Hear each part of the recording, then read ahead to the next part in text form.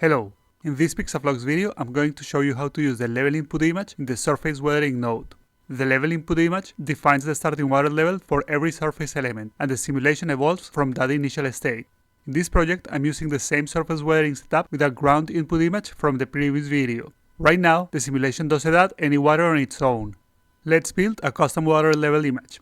Add a surface scratches node. Add a surface bake node so we can preview it. Set the debug shader to display.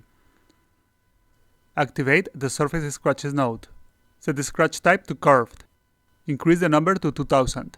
And set the length range to 400 to 600 to thicken the scratches at a surface filter node. And set the filter to max.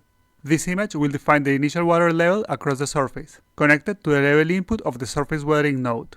And turn the debug shader off. This is our initial water level. Disable set high and run the simulation to 100 steps and then to 200 steps. Now check the highest values in each output image. Level output 1.86. Speed output 0.18. Dirt output 32.1. Enable set high and enter those values so the simulation displays correctly. Here is the water level simulation.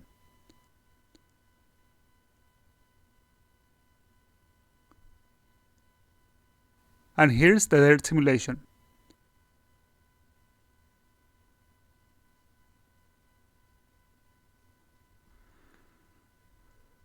This is how you use the level input image in PixaFlux to control the starting conditions of the surface weathering simulation. If you have questions or suggestions, feel free to leave a comment or join our Discord community. Thanks for watching. Don't forget to subscribe and follow us on Twitter, Blue Sky, and Instagram for more updates and tutorials.